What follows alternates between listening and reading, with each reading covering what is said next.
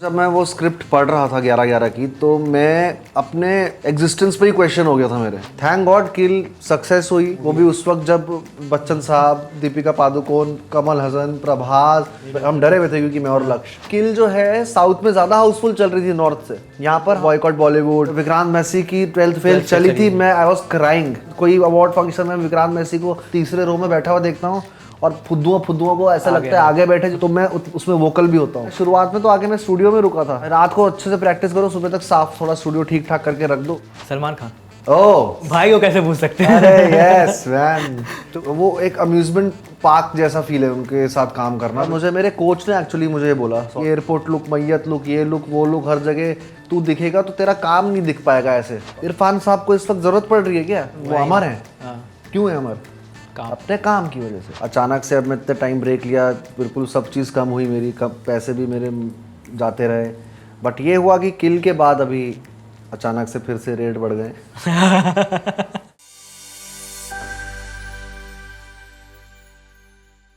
Hello and welcome to another episode of Digital Commentaries Unfolding Talents.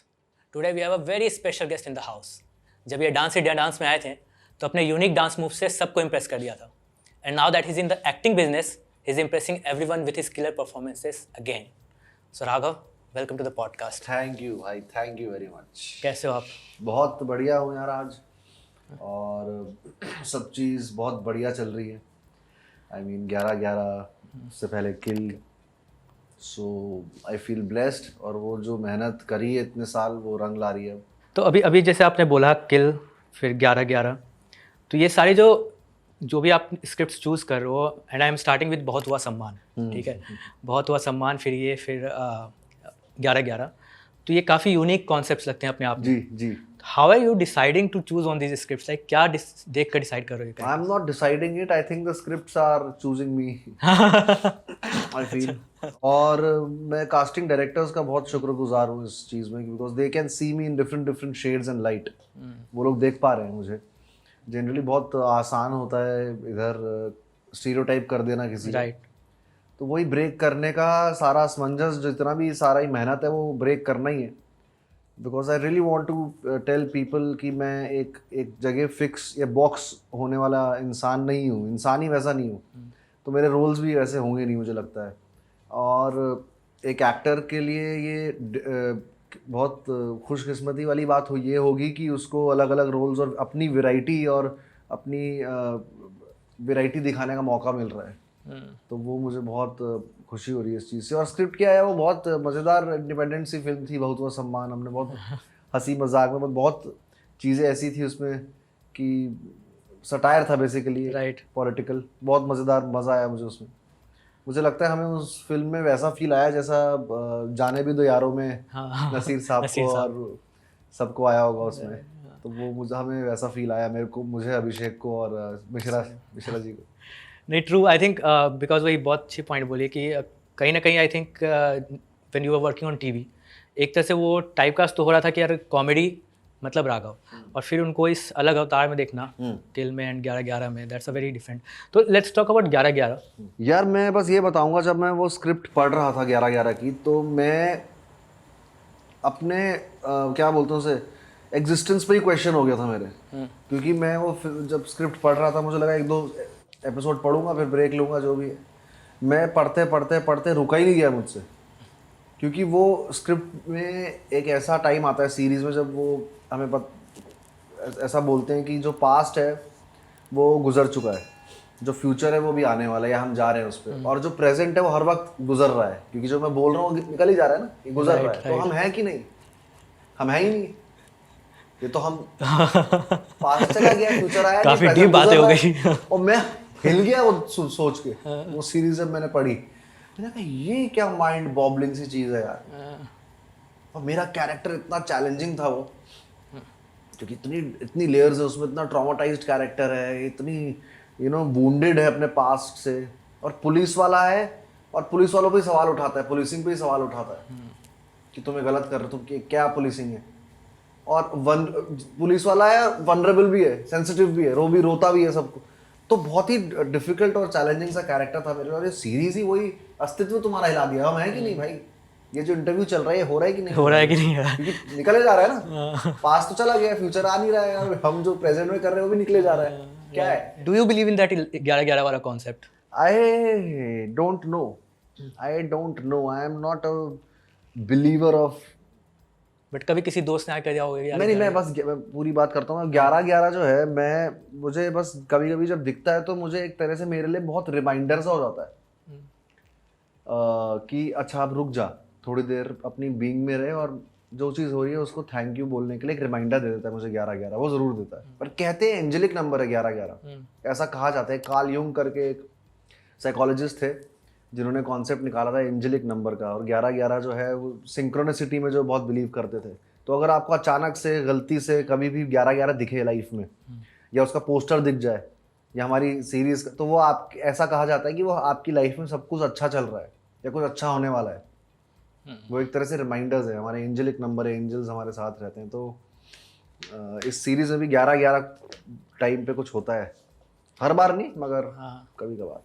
Raghav, ये जो हम shows की बात कर रहे हैं, अब मैं ना थोड़ा सा 2024 ओवरऑल बात करता हूँ कि 2024 में जो कुछ हिट्स आई हैं जिनको ऑडियंस ने बहुत पसंद किया है, चाहे वो लापता लेडीज़ हो या मुंजिया हो या किल हो, ये सब में ना बहुत ही फ्रेश एक स्टोरी है, फ्रेश नैरेटिव है, फ्रेश फेसेस हैं। तो do you think somewhere the taste of Indian audience is evolving, जहाँ पे अब उनको वो आइटम नंबर्स, मसाला एंटरटेनमेंट वो सब पसंद नहीं आ रहा, कुछ नया चाहिए उनको? आई थिंक रिलेटेबिलिटी की बात है यार। मुझे लगता है कि जितनी भी ये फिल्मों के आपने नाम लिए हैं, इनसे, इनके हीरोज से, हीरोइन से हम लोग रिलेट कर पा रहे हैं।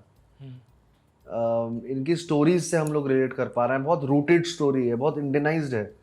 जो हम अमेरिका बनाने की कोशिश नहीं कर रहे हैं अपनी फिल्मों को, या हम अमेरिकन ब्यूटी को लेके नहीं आ रहे हैं स्क्रीन पे। बहुत अगर पुष्पा जो है वो नंगे पैर चलता है और बिल्कुल नॉर्मल इंसान की तरह दिख रहा है जैसा कि हम सोचते हैं, तो इंसान लग रहा है स्क्रीन, राइट। एक ग्रीक गॉड या अमेरिकन ब्यूटी को पोर्ट्रे नहीं कर रहे हैं, फिर अमेरिकन स्टोरी जो अमेरिका कर रही है उसको कोशिश नहीं कर रहे हैं कॉपी करने के लिए। 12th फेल जो थी वो यहाँ की कहानी थी। विक्रांत मसीह बिल्कुल ऐसा लग रहा है कि वहीं का लड़का है, और हम महसूस कर पा रहे हैं तो मैं ही हूँ या हमारे बगल पड़ोस में कोई शर्मा जी का बेटा है। रिलेटेबल है। मुंजिया यहाँ की रूटेड कहानी है, हिंदुस्तान की, हिंदुस्तान की फोक, समझ रहे हैं। किल हम झारखंड से, जो बिहार से जो भी वो है, वो एक फौजी है। तो ये रिलेटेबिलिटी बहुत चल रही है आजकल।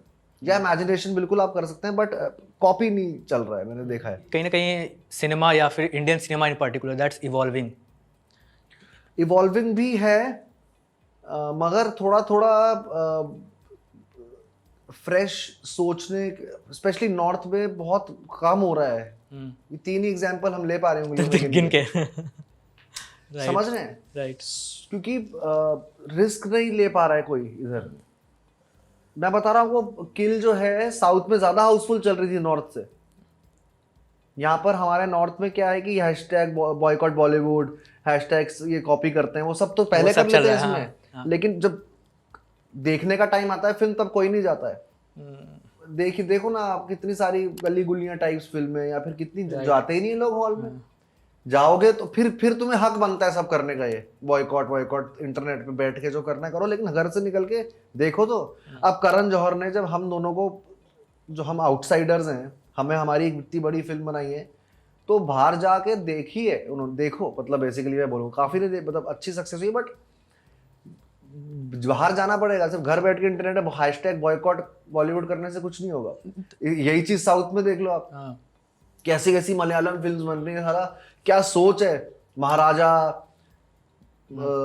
आवेशम, मंजूमल बॉयज, क्यों? क्योंकि वो दे आर नॉट स्केर्ड कुछ अलग सोचने के, ये रिस्क लेने से डर नहीं रहे। वहां यहाँ पर नहीं हो रहा यार। फिल्म प्रोड्यूसर नहीं लगा पा रहे हैं इतना, प्रोड्यूसर नहीं लगा पा रहे हैं, उसका राइटर्स नहीं वो कर पा रहे कि चलेगी नहीं चलेगी, कि कुछ सेंसर ना हो जाए, कुछ ये ना हो जाए, डर एक वो नहीं हो पा रहा है। आर्टिस्टिक मतलब वो खुल नहीं पा रहा है। वही मुझे लगा प्रोड्यूसर्स नहीं कर पा रहे, क्योंकि कहीं ना कहीं वो डर वाली चीज़ जो बोल रहे हैं। जैसे फॉर एग्जांपल लापता भी, it didn't work well in theatre में नहीं चली थी। फिर उसके बाद वर्ड ऑफ माउथ से जब वो OTT पे आती है तो OTT पे वो चल जाती है। तो ऑडियंस खुद नहीं जा रही है वहाँ पे, और वो जब तुम जा नहीं रहे हो। और साउथ में हमारी फिल्में हिट हो रही हैं यार, हिट हो रही है। हिंदी लैंग्वेज की फिल्में नीचे सबटाइटल में सब देखने जा रहे हैं। अभी तक हाउसफुल हो गया, 1 महीना हो गया हमारी फिल्म उतरी नहीं है। सब ऊपर वाले करते हैं हैशटैग बॉयकॉट, हैशटैग ये सारे, ये इसके लिए सबसे आगे रहेंगे। वहाँ बिजी है, यहाँ बिजी है सब। वहाँ busy तो हैं भैया उतर के जाके देखो तो अच्छी फिल्म है, तो अच्छी फिल्म है। फिर तुम बोलते हो वही लॉन्च कर रहे हैं लोग, वही वो कर रहे हैं। जब एक हम लोग लेके आए हैं अच्छी चीज, उसको बाहर घर से निकलो देखो। At the end of the day film making also देखा जाए तो एक तरह का बिजनेस ही है। तो प्रोड्यूसर्स जो हैं वो तो फिर देखेंगे आप जो चीज़ रिस्क ले रहे हैं, अच्छा कंटेंट दे रहे हैं, अगर वो नहीं देख रहे हो और फिर गिवन फॉर्मूला है वो आप देख रहे हो, वो देख रहे हो तो तो बस करेंगे, वही क्योंकि उनका भी तो करेंगे। बिजनेस वही घर चलाना बिल्कुल है, सही उनको बात अपना है। दुकान चलानी है। बिजनेस और आर्ट हैंड इन हैंड चलता है सिनेमा में। राइट। थैंक गॉड किल सक्सेस हुई और हमारे आर रेटेड फिल्म भी लोग देखने आए। R-rated movie वो भी उस वक्त जब बच्चन साहब, दीपिका पादुकोण, कमल हसन, प्रभास, अक्षय कुमार सब थे हमारे साथ। हम दोनों लॉन्डो को देख, तो वो बहुत अच्छा, मैं बहुत खुश हूँ। नहीं हम डरे हुए थे क्योंकि मैं और लक्ष्य एंड कट टू अब मैं 11-11 में हूँ, जो इतना माइंड ब्लोइंग कॉन्सेप्ट है। और उमेश सर हैं, सेम प्रोड्यूसर्स हैं। How has been that experience? Same producers दोनों मूवीज में हैं, मतलब एक मूवी और एक शो दोनों में। How has been the working experience with शिक्षा? वेरी गुड यार, इट्स होम। शिक्षा तो घर जैसा है यार। मैं तो आते जाते चाय वाय पी लेता हूँ, पोहा खाता हूँ। पोहा बहुत टेस्टी बनता है ऑफिस में, अच्छा। गुनीत के। तो मेरा वैसा घर जैसा हिसाब है वहाँ। और बहुत ही खूबसूरत लोग हैं यार, अंदर से भी और बाहर से भी। मैं देखता हूँ आजकल ओटीटी में इतने छोटे छोटे इंटर्न आके इतने बड़े बड़े डायरेक्टर को बोलते हैं, sir I think you should do this. Karan sir इतने बड़े प्रोड्यूसर है, एक भी दिन ऐसा नहीं हुआ कि उन्होंने उंगली करी हो। नहीं करते। नहीं, कि दोनों प्रोजेक्ट्स में गुनीत ने भी, they trust each other, their directors, they trust their directors man. Even Z5 की मैं बात बोलूंगा, खास बात, एक दिन ऐसा नहीं हुआ है कि हम सेट पे हैं, they have come and director था हमारे उमेश सर थे एंड दे वर ट्रस्टिंग अस। सो मुझे बहुत अच्छा लगा ये देख के। वरना आजकल सालों के एक्सपीरियंस वालों को भी छोटे मोटे इंटर्न आते हैं, टॉर्कोस्की सारे पढ़ के आते हैं और वो डायरेक्टर अंदर बोलता है ठीक है बेटा सारा नॉलेज बनाइए। फिल्म तो नहीं बनाई, but I am a good watcher. World cinema I have seen. World cinema I have seen. You started your career from, I think, movies में, from Sonali Cable, if I am not wrong, right? तो वहाँ से आप काम कर रहे हो अभी तक। तो even though you were working in movies, आप टीवी कॉन्स्टेंटली कर रहे थे, right? You were always there, मतलब आई थिंक इधर मेंटर या फिर कभी होस्ट, सारे रोल्स में थे। फिर अचानक से you take a long break from TV, why? क्योंकि you are doing very good, I think almost every reality show you were there. Not every, but I chose one, dance वाले तो हाँ, डांस प्लस, बिकॉज उधर भी मैं बहुत choosy था यार। I didn't do everything because फिर एक्सक्लूसिविटी खत्म हो जाती है इंसान की। प्रोडक्ट ही है ना, हम प्रोडक्ट हैं। मैं अगर ब्रेक ना लेता, मैं एक तो बहुत ज़्यादा, मेरे कोच ने एक्चुअली मुझे ये बोला, सौरभ सर ने, सौरभ सचदेवा, हाँ जी, वो मेरे एक्टिंग कोच रह चुके, तो उन्होंने मुझे एक दिन बोला था, Raghav you are too famous right now in something else, तुझे थोड़ा तो कम दिखना पड़ेगा।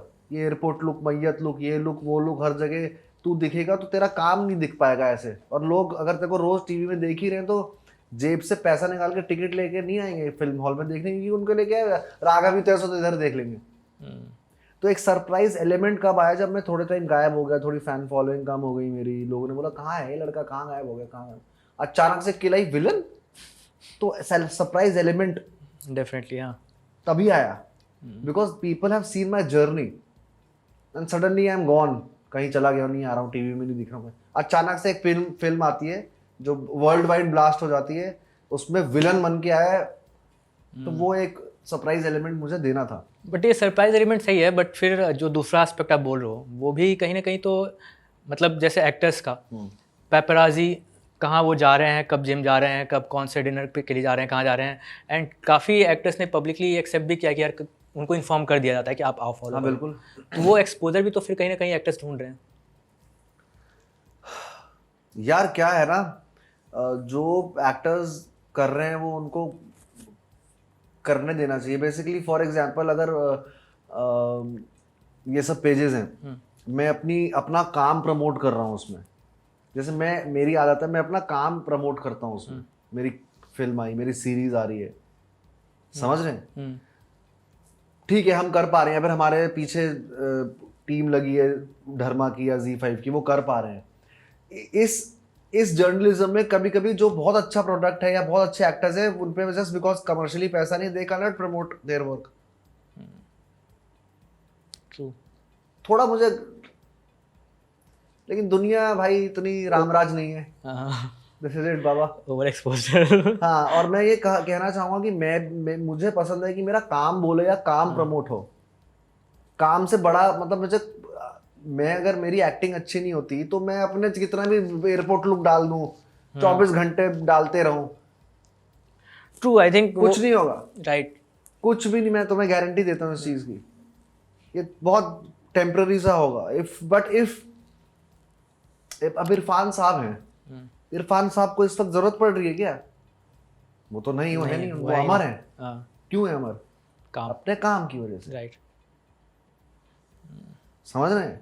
बट जब टीवी छोड़ने का डिसीजन लिया था कि ये ब्रेक लेना है, तो कहीं मन में ये था कि यार टीवी में पैसे तो बहुत हैं, हाँ, अभी वेब शो करो या फिल्म करो, वो एक छोटे टाइम पीरियड के लिए आता है और वो शायद अभी उतना पैसा नहीं देगा जितना आप एक बहुत बड़े स्टार बन जाओ, ए लिस्टर बन जाओ, तब आपको जितना मिले अभी उतना नहीं मिलेगा। और टीवी में रेगुलरली बहुत पैसा था, तो कभी ये मन में थॉट आया था उस वक्त? आया था, लेकिन कुछ चीज़ें सैक्रिफाइस करनी पड़ती हैं और slow and steady wins the race. अचानक से अब मैं इतने टाइम ब्रेक लिया, बिल्कुल सब चीज़ कम हुई मेरी, कब पैसे भी मेरे जाते रहे। बट ये हुआ कि किल के बाद अभी अचानक से फिर से रेट बढ़ गए। रेट्स बढ़ गए। ठीक है, तो अच्छा लगता है। मगर ये है कि बिल्कुल टीवी की लाइफ बहुत कंफर्टेबल थी, दैट्स वाई मैंने छोड़ी मतलब थोड़ा ब्रेक लिया, बिकॉज बहुत कंफर्टेबल हो गया था मेरे लिए। होस्टिंग करते करते बस एक्टिंग हो गई बीच में, या फिर एक्टिंग का प्लान किया हुआ था कि नहीं प्लान करना है एक्टिंग? नहीं यार, मतलब एक्टिंग का ऐसा था कि मैंने, शौक तो था मुझे। कब से? डांस से भी पहले से? बहुत पहले, सबको होता है। हर रियलिटी शो में, चाहे स्प्लिट्सविला हो, चाहे रोडीज हो, चाहे बिग बॉस हो, सबको इन दी एंड एक्टर बनना होता है, मैंने देखा है। शौक सबको होता है, वो वाला शौक था, वो वाला शौक था। इंस्टाग्राम में नीचे एक्टर लिख देते हैं ना, और एक्टर बन जाते हैं वैसा। ठीक है, फिर मुझे मेरी औकात पता लगी। थोड़ा टाइम मैंने ऐसी फिल्म्स भी की जो मुझे मेरी पॉपुलैरिटी की वजह से मिली, लेकिन जैसे डांस में जो था मैं, उसके बाद वो फिल्म मिली सोनाली के बोल में मैंने ऑडिशन दिया था। अच्छा। हाँ जी, और उसमें मैं सिलेक्ट हुआ। रोहन सिप्पी, रमेश सिप्पी साहब की फिल्म थी। चारुदत्त आचार्य जो है मेरे पहले डायरेक्टर है, उन्होंने मुझे बताया था कि तू एक्टिंग कर सकता है, तू बहुत ऑनेस्ट है कैमरे के आगे, ऐसा कुछ कहा था उन्होंने मुझे। अली फजल एंड रिया चक्रवर्ती। बिल्कुल, अली फजल, रिया चक्रवर्ती थी। तो वो फिल्म जब मैं कर रहा था, वो सब हुआ। फिर एक दिन मैंने गैंग्स ऑफ वासेपुर देखी।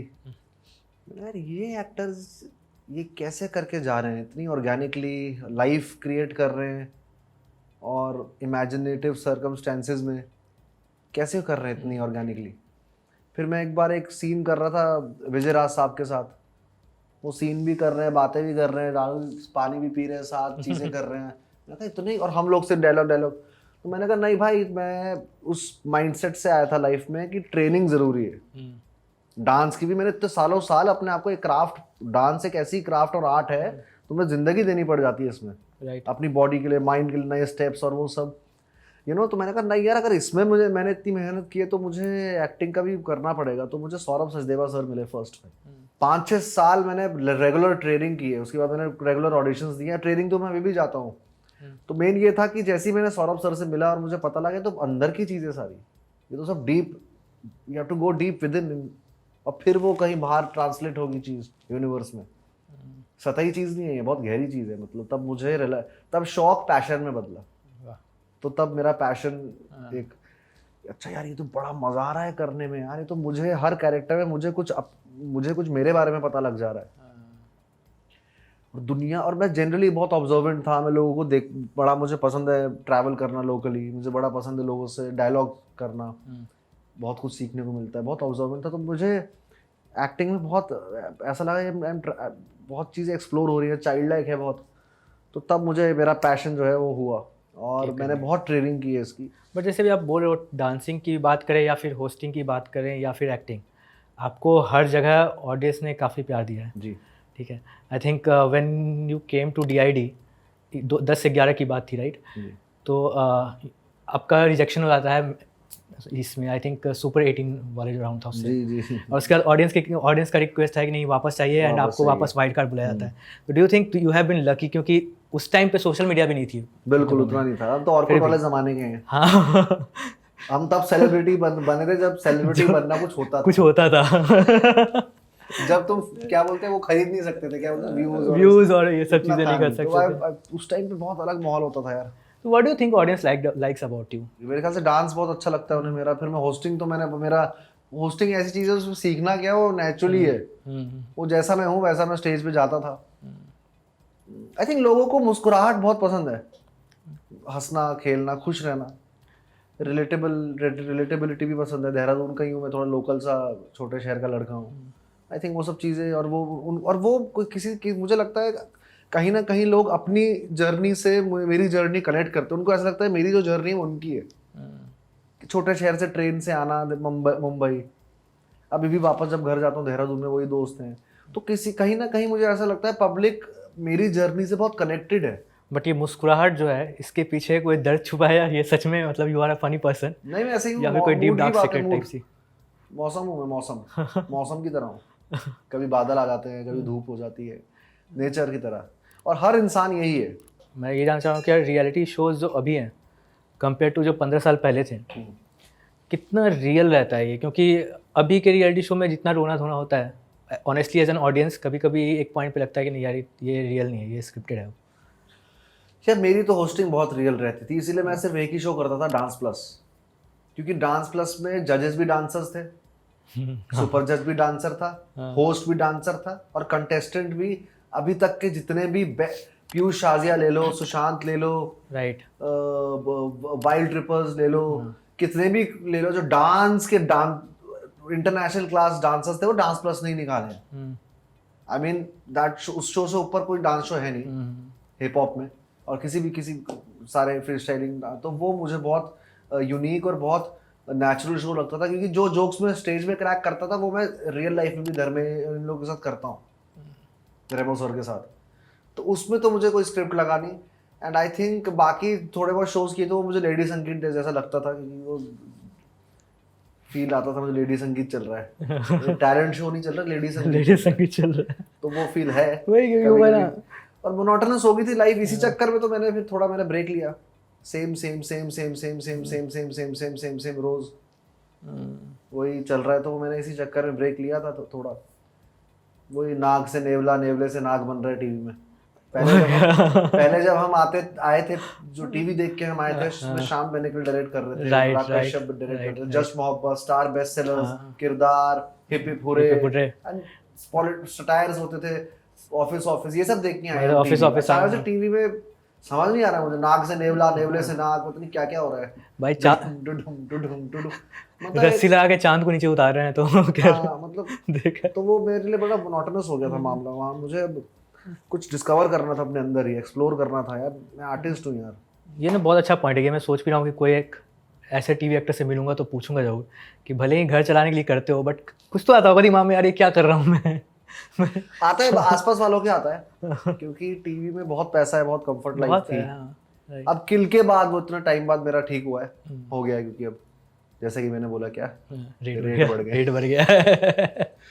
मगर ऐसा किल तक पहुंचते लोगों को कितने साल हो जाते हैं यार, ऐसी प्रोजेक्ट मिलते हैं। राइट, कितना स्ट्रगल है, ट्रू। कितनी मुश्किलात से लोग वेट कर रहे हैं। कभी कभी बीच में चलन चला था कि जिनके फॉलोअर्स आते हैं उनको ले लेते थे। वो अभी भी है, अभी कम हो गया, क्योंकि उनको पता लग गया इससे फिल्में नहीं चल रही हैं। बट अभी बहुत ज़्यादा देखता हूँ कास्टिंग में, ओके अच्छा ये फॉलोअर्स ठीक है। नहीं है, अब नहीं है इतना, क्योंकि अभी वो रियलाइज हो गया है। अब रियलाइज हो गया, इससे नहीं, at the end of the day आपको एक्टिंग करनी पड़ेगी भाई, करनी पड़ेगी। आपकी माँ मरी है सीन में, वो नहीं, वो आपके फॉलोअर्स नहीं दिखाएंगे, वो आपकी एक्टिंग दिखाएंगे, सिंपल है। तो वो पता लग गया है, एंड इट्स वेरी ट्रू। पता है बहुत सारे प्रोजेक्ट्स फेल हुए हैं इस चक्कर में, which is right. In the end 1 minute देखेंगे, 2 मिनट देखेंगे, फिर तीसरे मिनट में आपको अपनी माँ मरी है उस पर इमोशन दिखाना पड़ेगा, करना पड़ेगा काम, वो कहानी को कहीं पहुंचाना पड़ेगा ऊपर, अपने से ऊपर।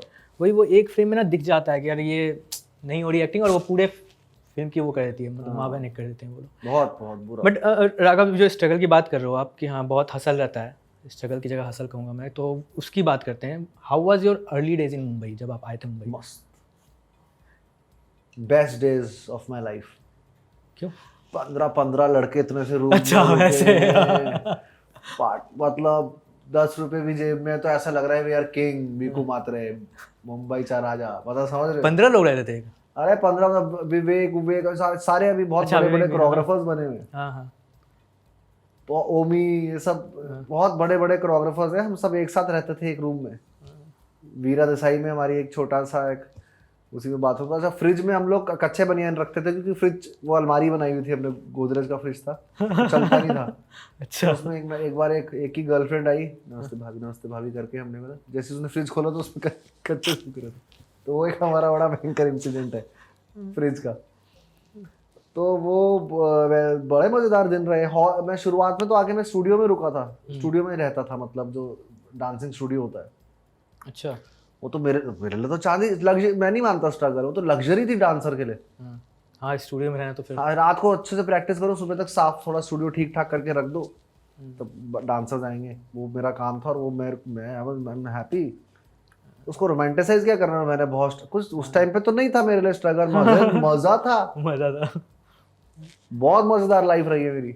सोशल मीडिया पे क्या कंज्यूम करते हो इन जनरल? सोशल मीडिया में आजकल जब से किल रिलीज हुई है और 11/11 आ रहा है ना, अचानक से मेरा सोशल मीडिया का ये बहुत बढ़ गया है कंजम्पशन। क्योंकि हर जगह टैग हो रहे हैं, वो मेरे सीन्स निकाल के दिख दे रहे हैं। कभी 11/11 के सीन्स निकाल के मीम बना रहे हैं। मीम्स तो बनते हैं आजकल, वो एक डायलॉग्स के, कभी किल के डायलॉग्स के वो मीम, तो वो सब इतने टैग्स हो गए। तो मेरा बहुत, मैं बीच में सोच रहा हूँ, अब मैं थोड़ा लाइट हुआ हूँ। मैं सोच रहा हूँ वापस मैं उस मोड में आ जाऊँ जो मैं थोड़ा ऑफ इंटरनेट मोड होता है मेरा एक, मतलब देहरादून चला जाता हूँ दोस्तों के पास, फिर फ़ोन करते रहो मुझे, मैसेज करते रहो। मैं बहुत बुरा हूँ, मैं काफ़ी लोग की शिकायत है मुझसे कि मैं फ़ोन उठाता नहीं हूँ टाइम पे। और तो राघव, एक इंसान के बारे में बात करना चाहूँगा क्योंकि उनके बारे में बात नहीं किया तो फिर अधूरा रह जाएगा। एक मिनट रुको। हाँ, गेस कर रहे हो? रेबो सर? नहीं, सलमान खान। ओह यस, कैसे? यस। भाई को कैसे पूछ सकते हैं? Yes man. तो भाई के भाई बनने का एक्सपीरियंस कैसा रहा? बहुत बढ़िया, मेरे लिए बहुत लकी रही है वो फिल्म, क्योंकि उस फिल्म के बाद सब रिलीज हुआ है मेरा। हाँ एक्चुअली मैं भाई को भी बोलता हूँ ये चीज, बहुत लकी रहे हैं भाई मेरे लिए यार लाइफ में। एंड ही इज, वो एक अम्यूजमेंट पार्क जैसा फील है उनके साथ काम करना, बिकॉज चलो शूटिंग हर जगह हो रही है, काम हर जगह हो रहा है, मगर जो उसके आसपास जिस तरीके से वो ख्याल रखते हैं हमारा, कभी कभी डांटते हैं, कभी पुचकाते हैं, कभी बोलते हैं चल दो दिन फार्म पे मजे करें, उनकी एटीवी चला के, मतलब इट इज वो क्या लाइफ एंजॉय कराते हैं वो। दानवीर वो है वो, दानवीर है। हाँ मजेदार फील है उनके साथ काम करने का। पार्टी रात पूरा वो लगा हुआ है, टेंट लगा है, उसमें दावतें हो रही हैं, crazy experience. Raghav, what's next for you इसके बाद, 11/11 के बाद? नेक्स्ट मेरी युद्रा आ रही है। युद्रा? अच्छा, with Siddhant Siddhant Malvika, I think, right? That's Excel का। जी। ओह सॉरी, जी के सामने एक्सेल की बात कर लिए। चलो, मगर मेन इस प्रोजेक्ट से मुझे बहुत कुछ सीखने को मिला है 11/11 से एज एन एक्टर। मेरे लिए बहुत चैलेंजिंग हो गया था यार ये रोल। और ये जब मैंने ये रोल, जब ये युग से, युग आर्य नाम है उसका, जब उस लास्ट डे था मेरा, कॉस्ट्यूम निकाली मैंने क्योंकि बहुत मेंटली बहुत स्ट्रेसफुल और हाँ, वो इतना वो मजेदार था फनी किल में, बट ये झंझोड़ दिया इस कैरेक्टर ने मुझे अंदर से। क्यों? बिकॉज ऑफ द लाइक या टू मच पास्ट ट्रॉमास हैं, शेड्स हैं, बहुत कुछ हुआ है, उसको फील करना हर वक्त पूरी सीरीज में, तो वो एक तरह से ना मेंटली वो हो जाता है खिंच पिच, तो इसलिए वो चैलेंजिंग रहा मेरे लिए। और बट वही है, मजा आया, कुछ नए इमोशंस पता लगे मुझे खुद मेरे, और इंटरेस्टिंग लग भी रहा है, वही जो मैं बता रहा था, ट्रेलर भी इंटरेस्टिंग रहा है। तो hopefully that hard work page of, hopefully it works wonders just like होना चाहिए यार।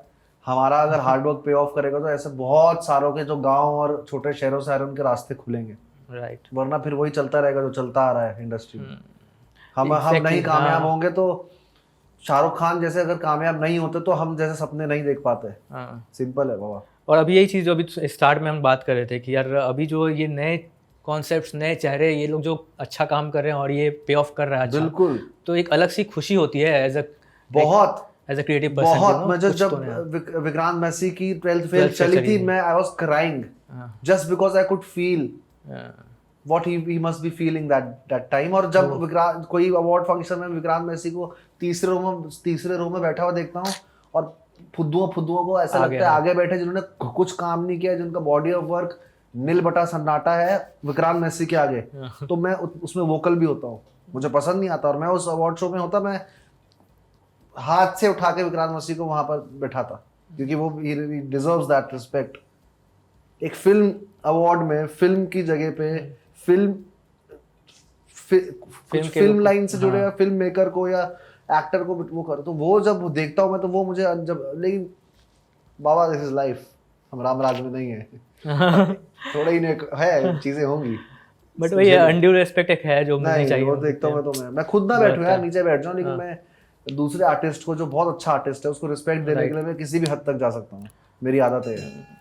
मुझे लगता है ये बीच का फेज में थोड़ा सा तो हिल गया था, थोड़ा हिल गया था। सभी कुछ चल रहा था उसमें से, जो कभी कभी अच्छी चीजें वो कहीं पीछे बैठी हुई थी, उनको कैप्चर ही नहीं हो रही थी, उनका गैस ही नहीं हो रहा है, क्योंकि सारा इतने अच्छे एक्टर्स आर्टिस्ट, कितनी सारी, सोचो ना कबाड़िया को जो अभी फिल्म कान में जाके हमारी जीती है, उसको बाहर से फंडिंग लेनी पड़ी, फ्रांस से, अपनी फिल्म के लिए। हर जगह गई है वो डायरेक्टर, पूरी स्टोरी बताए मुझे, why is this happening.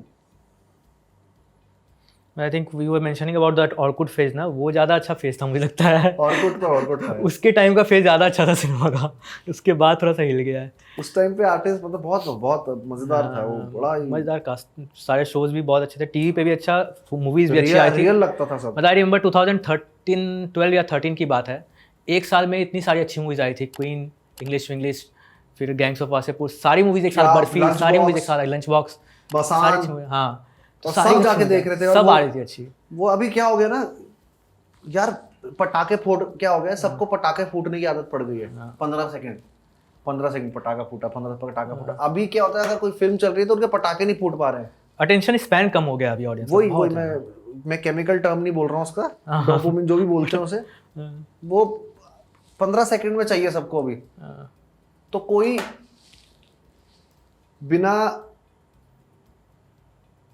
Rocket पटाखों के फिल्म अगर दिखेगी, कोई नॉर्मल फिल्म अभी अगर तारे ज़मीं पर लगा दो तो हॉल पे नहीं चलेगी, डाउट है सच में। इतनी अच्छी फिल्म कहाँ गई वो फिल्म? रंग दे बसंती चलती थी, तारे ज़मीं पर हाउसफुल रहती थी, टिकट ब्लैक। भाई ये टाइम आना है, सिनेमा आर्ट को जिंदा रखो यार, वरना बहुत बुरा हाल हो जाएगा यार। ब्लैक टिकट तो भूल ही गया पहले में, वो चलेगा, लेकिन अच्छा सिनेमा मुझे अच्छा लगता है, 12th फेल, किल, राइट, मुझे ये सब चलता है, अच्छा लगता है डेफिनेटली आई थिंक। और जोराम गली गुली ये सब भी चले तो और फिर तो हम बहुत अच्छा है हमारे बारे, हम लोग यार क्या क्या बना के, इंडियन सिनेमा ने क्या क्या दिया है रे। उस टाइम पे क्या टाइम था जब पैरेलल सिनेमा का दौर था, प्रहा, वो अर्धसत्य, मुझे तो अभी भी क्या क्या फिल्में आती थी। इस साल भी जो हम बात करें ना, हमने 3-4 मूवीज का नाम लिया, बट और भी मूवीज हैं जो कि आई ही नहीं सामने। वही गली गुलियां की बात की, ये सब बातें की, और भी मूवीज, जोराम की बात की, वो सब अच्छी मूवीज, वो सब आई नहीं, पता नहीं चला। फिर बायकॉट कॉपी पेस्ट कर रहे हैं, नेपोटिज्म। अबे तो चलो जाओ ना, उठो घर से, उठो जाके देखो फिल्में, तब करो ये सब चीजें। ट्रू इतना हम साले मुश्किल से ट्रेन पकड़ के देहरादून से यहाँ इतनी मेहनत कर रहे हैं, वो करो चीजें, कम ऑन। नहीं, डेफिनेटली खैर राघव, बहुत अच्छा लगा आपसे बात करके, एंड होपफुली जो 11 शो आ रहा है उसको लोग देखें, पहले इस्तेमाल करें फिर विश्वास करें, मैं गारंटी देता हूँ इसमें, इस कंटेंट में आपको मजा आ जाएगा। तो thank you Raghav, thank you for coming to the podcast. Thank you. Hello guys, I am Raghav Juyal, और अगर आपको ये पॉडकास्ट पसंद आए और इनके और भी पॉडकास्ट आपको ऑब्वियसली पसंद आएंगे, तो प्लीज़ डिजिटल कमेंट्री देखते रहिए, सब्सक्राइब कीजिए, हिट द बेल आइकॉन, ये थम्स अप, सारा क्या यही होता है ना सब। हाँ, come on guys, get up and subscribe.